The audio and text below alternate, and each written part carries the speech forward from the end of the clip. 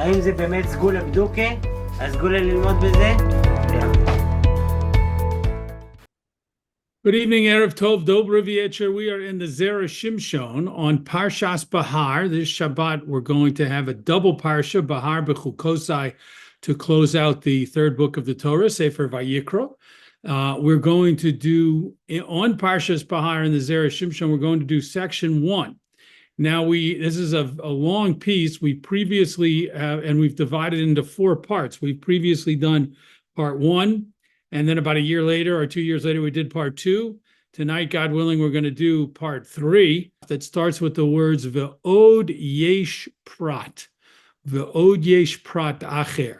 We're going to pick up the reading from right there. That's the beginning of our, what we're calling section 3 or part 3 of this piece. But first, let's go back and take a look at where everything started in this piece from the beginning of the Parsha, where the pasuk says, the opening pasuk in the parsha says, "Vayedaber Hashem el Moshe," and Hashem spoke to Moshe Behar Sinai, on Mount Sinai, Lemor, saying. And then the Torah goes right into a discussion of the mitzvah of Shemitah, the sabbatical year. In the 7th year, everyone had to stop all of the normal plowing and planting activities, and everything, the fields were all left to kind of grow on their own accord. And when it came time to bring in the harvest, a person couldn't bring it in just for himself as he normally would, but rather had to share with his neighbors. Everyone could walk over to take the produce and the fruits and the vegetables that they wish to take from the different fields.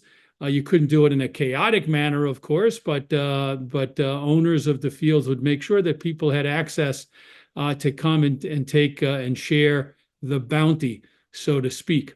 So in the very beginning of this piece, the Zera Shimshon brought down a famous Rashi, who asked the question, why does the Torah mention Har Sinai here in connection to the mitzvah of Shemitah, of the sabbatical year, as if almost indicating that Shemitah was a mitzvah given on Har Sinai as opposed to the other mitzvos. But of course, all of the mitzvos were given on Har Sinai. And so Rashi, the Zera Shimshon, according to the way he develops his understanding of Rashi, is teaching us that the mitzvah of Shemitah, the Torah is comparing the mitzvah of Shemitah with Har Sinai, and this piece goes into lots and lots of details about comparisons on the general level, in terms of like generalities, and then in terms of more specific rules, and then even in terms of very fine details. The Zera Shimshon explains how the mitzvah of Shemitah and Har Sinai resemble each other, one another. So we're in the middle of that discussion. Again, we've already done parts 1 and 2. So we're going to pick it up in the middle of that discussion where it says, Ve'od yesh prat acher. Here we go. Ve'od yesh prat acher bashvius. And there is another detail about Shvius, about the 7th year, the sabbatical year, Domel Har Sinai. That's similar to Har Sinai. Shahare Bashvius, because regarding the 7th year, the sabbatical year, Ba habracha batvua shel hashishis, a special blessing comes into the produce in the 6th year.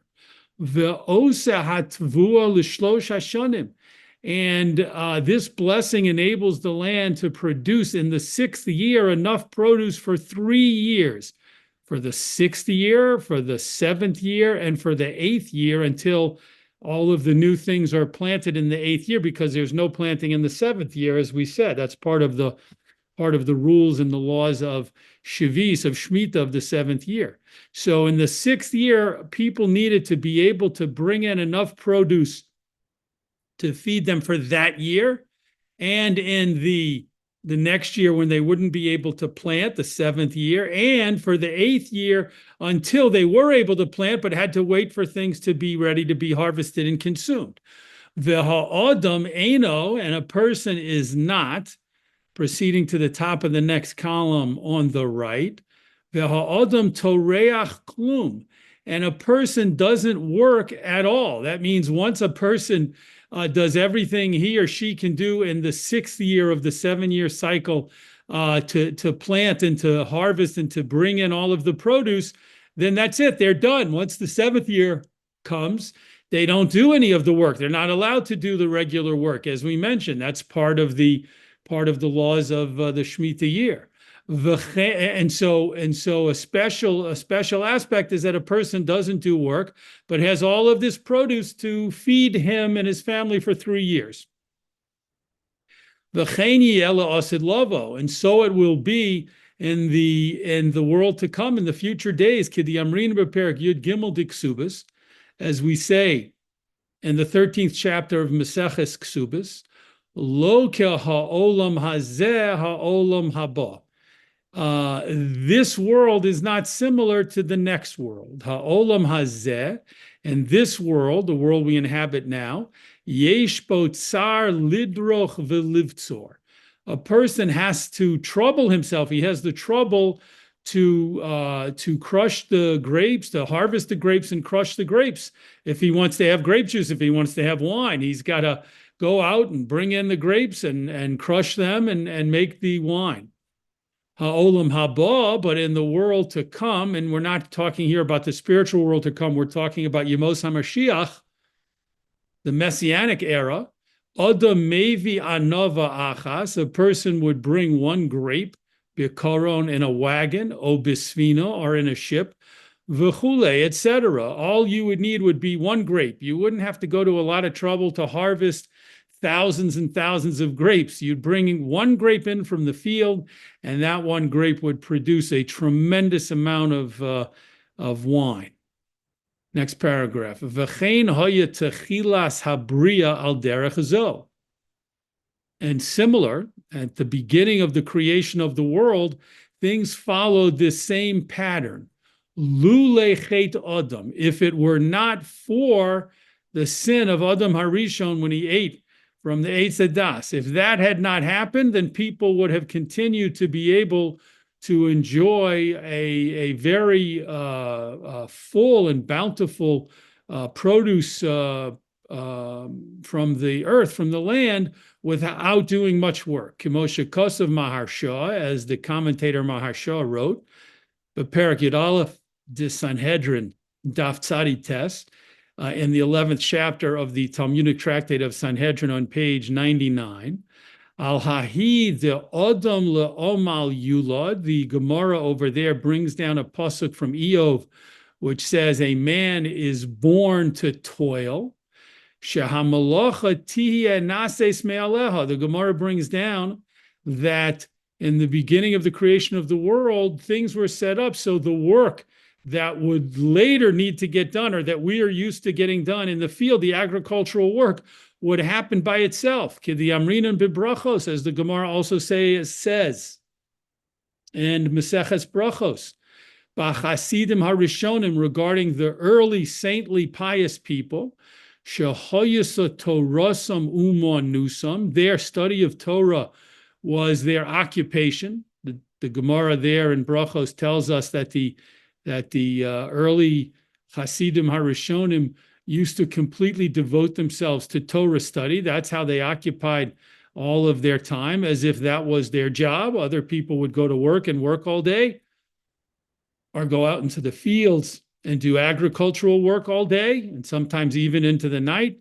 But these pious individuals were totally devoting themselves to Torah from early in the morning until late at night. This was their occupation. This is how they spent their time. Umalocha nases me'aleha, and the work that needed to be done for these pious individuals to sustain themselves happened by itself. Hashem arranged for it to be taken care of.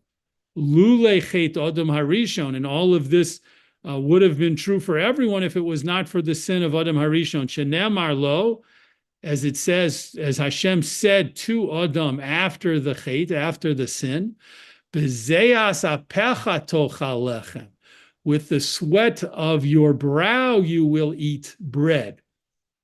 You won't be able to produce food and to do and to have everything done for you like it was before. Now that you've committed this chait, you're going to have to work very hard to get the earth to give up its produce. V'ayin sham, and see there in the commentary of the Maharsha, the Talmudic commentator Maharsha. Next paragraph, Ubeperek vav de brachos, in the 6th chapter of Maseches Brachos, it says, Bizman she Yisrael osim ritzono shel makom, at the time that the Jewish people do the will of Hashem, when the Jewish people observe the Torah and mitzvos and observe carefully the will of Hashem, malachta nases al yedei acherim, their work will be done through others. Other people will do the work that normally the Jews, would need to do if they're following Hashem's will. Shenemar, as the pasuk in Yeshaya says, Ve'omdu zarim ve'ro'u tzonchem, and strangers will rise up and they will shepherd your flocks. Instead of you needing to shepherd your flocks and guard them and watch them and take care of them, others will do it. Zarim will do it. Strangers will do it. They will come and do the work for you. Bizman she'ein osim ritzono shel makom. However, at a time when, God forbid, the Jewish people do not fulfill the will of Hashem, malachta nases al yedei atzman, then their work is going to be done by themselves. They will have to do the work. Dichsiv, as the pasuk says, and we recognize this from the 2nd paragraph of the Kriyat Shema, ve'asafta digonecha, and you will gather in your grain. So the Gemara tells us that there are 2 possible scenarios in life, so to speak. And one scenario, when the Jewish people are doing what they're supposed to do and observing the mitzvahs of Hashem carefully, meticulously, properly, then they will not have to do the work needed to sustain themselves. It will be done by others. Hashem will arrange that. However, when that's not the case, then the Jewish people will have to do the work, as is reflected in the words, V'asafta digonecha, you will gather in your grain. V'hikshu sham batosvos, and the commentary of Tosfos asks a question which many listeners might be thinking of right now.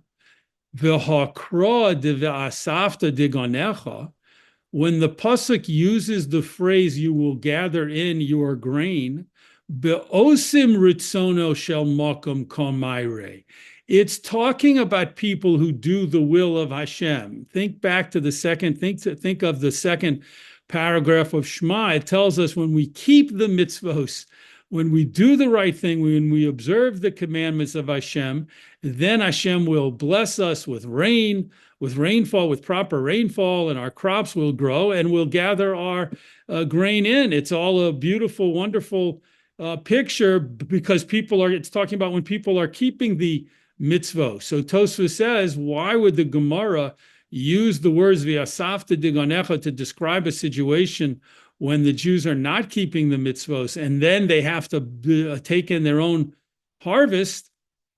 That pasuk's actually talking about when the Jews are keeping the mitzvos of Hashem. The Sertzu and Tosfos answers, D'maire vadai be'osim ritzono shel makom. Yes, it's true. Just by reading the psukim, you can see that it's talking about a time period and a situation in which the people are observing the mitzvos. Aval, however, ein osim ritzono kol kach. It's talking about a situation where the people are not completely fulfilling all of the mitzvos of Hashem the way they should be meticulously. She'enon tzadikim gemurim. They are not complete tzadikim. They're not completely righteous. So according to Tosfos, even though it's true that this pasuk, these words, v'asafta digonecha, you will gather in your grain, even though the general context or background of those words in the 2nd paragraph of Shema are that the background is that the people are observing the mitzvos. However, they're not doing it as meticulously and as completely as they should, and therefore some people will have to gather in their own grain, and it will not be completely done al yedei acherim, through other people. Next paragraph. Uperish harif, and the Rif in his commentary on the Ein Yaakov, Sham, on that Gemara, says, Sheke Yisrael, Shekishe Yisrael osim ritzono shel makom. When the Jewish people do the will of Hashem, ksiv, it's written, v'nasati mitar artzachem, and you will, and I, v'nasati, and I will give the rain for your land. So Hashem says, if you follow my mitzvos, I'll give you the rain you need. Biloshon rabim, in the plural form. We're moving from the bottom of the column to the top column on the left. But let's go back for a moment to the last line on the right. V'nasati mitar artzachem, and I will give the rain for your land in the plural form. And we'll see right now, as we now go to the top on the left, why it's in plural. Sheha'olam nidon acharubo. The world is judged based on what the majority of people are doing. V'nosan zera lazorea v'lechem la'ochel. And if the majority of people in the world or in this case, if the majority of the Jewish people are doing the right thing and following Hashem's mitzvos, then seeds will be given to the one who needs to plant seeds, and bread will be given to the one who eats. Yikrel hadagon laharboso, and Hashem will, so to speak, call out to the grain to multiply it. V'im yesh yochid, but however, in such a time, if there is an individual or several individuals, shelo asa ritzono shel makam, who didn't fully follow the path of Hashem and didn't fulfill completely the will of Hashem, lemano lo teozev haaretz. Because of that person, all of the blessings from Hashem will not forsake the land. The land will not be forsaken. The land will give up its produce. V'lo yitochen shelo yeh hadagon beito, and it's not possible that there will not be grain for people to eat because one individual or several individuals aren't following Hashem's will. Aval oso hayochid, but that individual, afal pi sheyizke ledogon bechlal hamerubim, even though he will merit to have grain because he's included in the multitude of people who are, the majority is doing the right thing, and Hashem is giving the rain and the produce is growing. Mikol Malkom, nevertheless, Ye'esov hu al yodo. That individual will have to collect and bring in and harvest his grain by himself. V'hainu ve'asafta digonecha, and that's the meaning of, and you will gather in your grain, b'loshen yochid, in the singular form. Aval kra, but the pasuk de v'amdu zorim ve'ra'u tzonchem, the pasuk that we saw previously, that said, strangers will rise up to shepherd your flocks, nichtov b'loshen rabim. That's written in the plural form because that's talking about a time period and a situation in which the majority of the Jewish people are following the ratzon of Hashem, and that's why it's in the plural form. And the majority will get the great benefit of having others, these strangers, other people, other members of the other nations of the world will come, and they will do the work for the Jewish people. However, if there's someone who's not deserving of that because he or she is not following in the Ratzon Hashem completely, then they will have to bring in, let's say, their grain or do the work on their own individually. Next paragraph. Uchashe'amdu Yisrael al Har Sinai belev echad ki'ish echad. And when the Jewish people stood at Har Sinai with one heart, as if they were one person, hayu kulam re'uyim lekach. All of them were fit to have this incredible blessing of having the work that they would normally need to do be done through others. Lios b'li torah kla'o b'li omal, to be able to sustain themselves without working and without toiling. Ve'al zeh omru, and this is what the Medrash Tanchuma meant when it said, Lo nitna Torah elo la'ochle hamon. The Torah wasn't given except to the people who were eating the mun, meaning people who were on the high spiritual level and were committed to follow Hashem and do His will. They merited to eat the mun, meaning to eat food without having to do work. The mun, of course, fell from the sky, and all they had to do was pick it up and collect it, and they could eat it like that, or they could do a little bit of cooking with it, but they didn't have to do any difficult, hard agricultural work to be able to plant and bring in the mun. It fell down by itself, and they just collected it and then prepared it. And therefore, the Zera Shimshon says you can see that there's a similarity between the Har Sinai and that time period when the Jewish people didn't have to work to bring in sustenance because the mun fell by itself, and they merited this blessing because they were so united in serving Hashem. Next paragraph, Vidikduke Shemitah, and from the details of the sabbatical year, Sha'af Mashe Godal Beheter Me'atzmo, even something that grew in a permissible way by itself, Gaon Hasvichim, for example, aftergrowth, Uperos Ha'ilon, and the fruit from fruit trees, Yiyu Hefker, it becomes ownerless during the sabbatical year.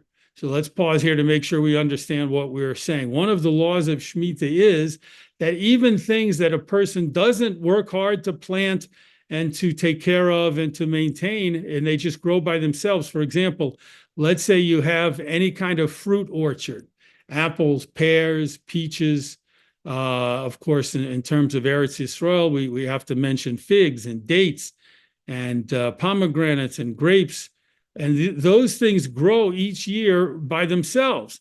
You might get a better harvest and a more robust harvest if you have orchards, if you water them and put fertilizer around them and pull up the weeds. There's lots of work an owner of an orchard could do to improve his harvest of fruits. But let's say he does absolutely nothing, which is exactly what happens during the sabbatical year. You don't do any work out in your field. Well, certain things won't grow at all because unless you plant crops, they won't grow at all. But your fruit trees will be giving plenty of fruit. Nonetheless, those things have to be considered hefker, and everyone can come share of them. As we said, you're not allowed to pick your fruit, even if it grew by itself and you didn't do any planting or work. Nonetheless, you can't keep it to yourself to the exclusion of others. You have to share it with others. And sefichim, aftergrowth, that means when you pull up things that grew in your field and the seeds, some of the seeds that you're trying to harvest in, fall back into the ground, those things will just grow sometimes by themselves.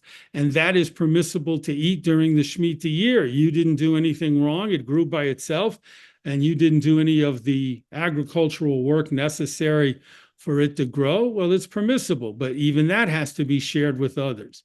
V'isa b'Yalkut, and it states in the Yalkut Shimoni Medrash, Lama nidna haTorah b'midbar. Why was the Torah given in the wilderness, right? Hashem could have brought the Jewish people from Mitzrayim all the way to the land of Israel and then given them the Torah in the land of Israel, right? That would seem to be a beautiful vision, but that's not what happened. Hashem gave us the Torah, gave the Jewish people the Torah in Har Sinai in the middle of the desert. Lomar, this was intended to say or to teach, Shahatorah hi mufkeres lakol, that the Torah is available to everyone. No one can claim that they have exclusive ownership of the Torah to the exclusion of other people. That's not the way it works. Just like in the Midbar, there's no private property in the Midbar, in the wilderness. Nobody owns the wastelands in the Midbar, in the wilderness. So too, the Torah, it cannot be claimed to be owned by anyone. It's available for everyone to study and to observe. V'lachein haTorah kosva lanu, and therefore the Torah wrote for us Behar Sinai, on Har Sinai, b'mitzvahs hashmita, regarding the mitzvah of Shemitah. That's a reference to the pasuk we read from the beginning of our parsha when we started this section in the Zera Shimshon, right? Right in the first pasuk, the Torah talks about Har Sinai and then goes into the discussion of the mitzvos relating to Shemitah. Kadesh and Nilmod, in order that we should learn Shekol Ma Shetziva Behar Sinai, everything that was commanded on Har Sinai, all of the mitzvos, Udugma de Shemitah, they can be compared to the seventh year, the sabbatical year. To Kishem Sheshvius Hefker Lakolhi, just like in the seventh year, in the sabbatical year, all produce that even comes from trees by itself, any kind of produce that's available, it's Hefker Lakol. Everyone can eat it. Nobody can claim ownership. The owner of the land cannot say, as he would during a regular year, hey, get off my property. This produce belongs to me. If you take it, you're stealing. That doesn't happen during the Shemitah year. Kach Torah, so to the Torah, he Hefker Lakol.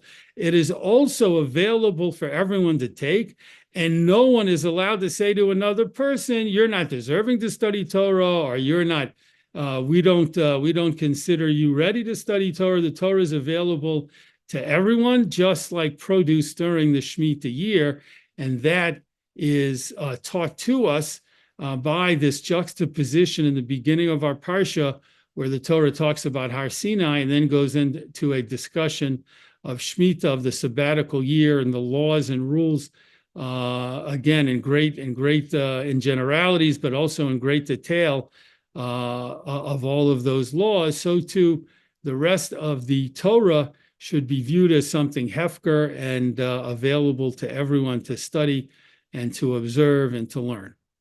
Yasher Koch for joining in the Zera Shimshon this week. We look forward to learning together, God willing, in the Zera Shimshon next week.